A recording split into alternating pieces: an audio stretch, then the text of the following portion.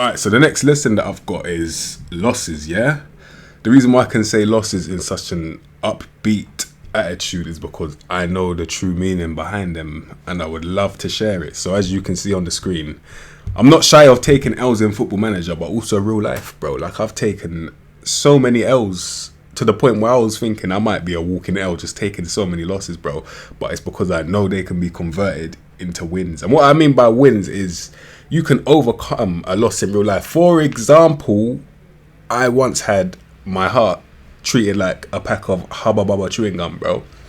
I had one girl that started chewing it and spat it out on the floor. That was my heart, yeah? And that's probably the reason why, if I do become successful, that would probably be the reason, because I just can't go for that, bro. I'm not gonna lie. I needed to take that L. I needed to emotionally and mentally invest into someone else, yeah, who wasn't really on the same page. And obviously it resulted in a pancake being splattered all over my face, bro. And that's what I mean, like, not literally but metaphorically. And I needed that L as fuel, bro. This is what I'm saying. Man need to stop taking L's. Man need to stop looking at L's as if they're actually L's. We need to start looking at them as if, like, damn, man can really learn from this, bro. Because imagine if that never happened, I would still be the same old me doing nonsense, bro. But I think you need it. Like, you need a certain form of stress, or I call it adversity, yeah? You need something like that to get better, bro. Because when you're comfortable, barely anything's going on, I'll be honest. And it sounds mad, but it's just what I've learned, and it's true, bro, because I've seen it firsthand now. Like, if someone was to say it to me with words and no actions, I'll think they're chatting rubbish too. But nah, like I've shown you before, I'm not shy of taking L's, bro. We need them still. Alright, the next one that I've got, yeah, because I'm going to do a couple this episode, yeah? The next one is and this is mad because it literally just happened to me, so it's like fresh off the dome. Like, don't burn bridges at all. Like, when you leave something or someone, always leave the door open, bro. And let me explain, yeah? I've in the past burnt bridges with girls, friends, that later down the line, when I needed someone to talk to, it could have been that person. They could have been that person that could have probably guided me in the right direction, because some of them, very good people, bro.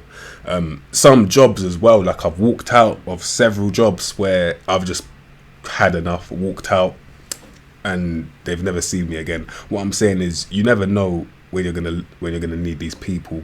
So instead of, like, completely eradicating all options of you ever speaking again or anything, nah, you need to keep the door open. And I know it hurts, so you're probably gonna have to swallow your ego or your pride, but you're gonna have to do it, bro. Because I'll be honest, like, I've learned, you need people still. You need connections. Having connections is so much easier. Like, sometimes when you hear that quote, it's not what you know, it's who you know.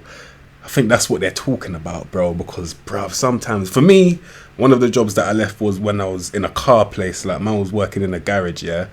Best believe, because I left on good terms, I'll be able to go back there anytime. Because they know, alright, cool, this guy, he didn't just dash us to the side. He actually handed in his 30-day notice.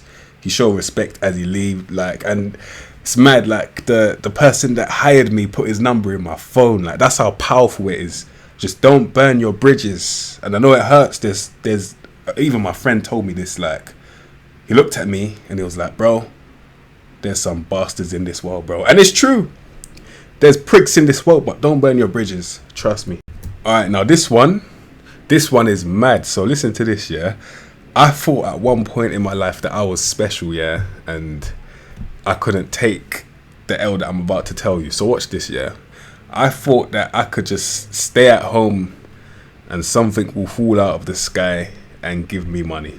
And you think I'm chatting rubbish just for the video, but no, that was a genuine belief. I thought I didn't have to, like, get a job and work for anything. I thought I could just win the lottery and that I was some type of chosen one in that sense. Like, I can tell you for a fact, yeah, in between jobs, so I'll say the last job that I had before this one, yeah, I'll be honest, I gambled all of my money away on Sky Sports, the gambling app, yeah.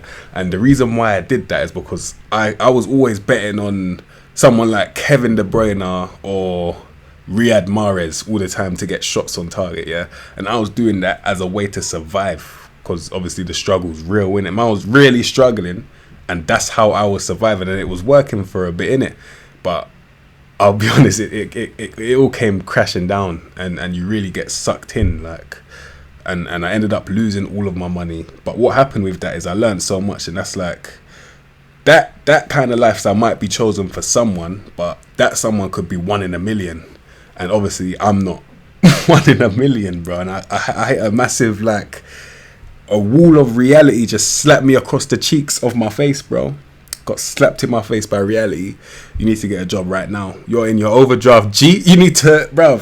Do you think the guys that, even though I'm not even paying rent right now, but if you was paying rent, do you think they care about your Sky Bet, bro? Let's just be honest. Do you think they care about whether you won or not in gambling, bruv?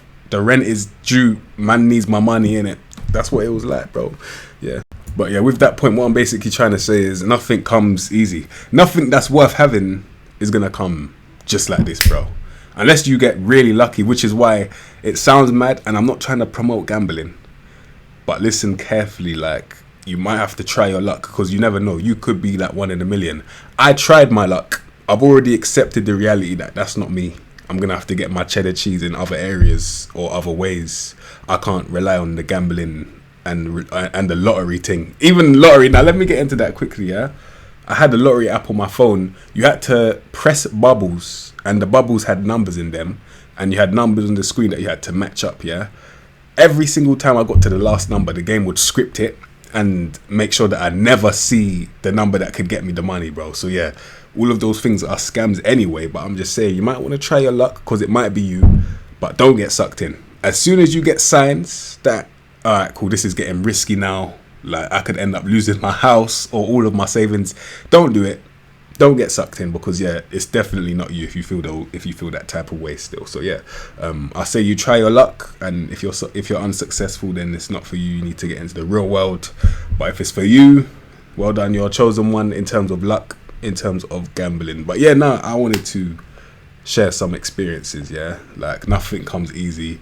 You gotta use that pain as motivation, and losses are learned. Losses are lessons, bro. So yeah, that's a bit of the life lessons that I've learned at 20 years old, and I'm gonna come back with some more still, because I've got so many to share with you. So yeah, hopefully you've learned something. If you learned something, please let me know.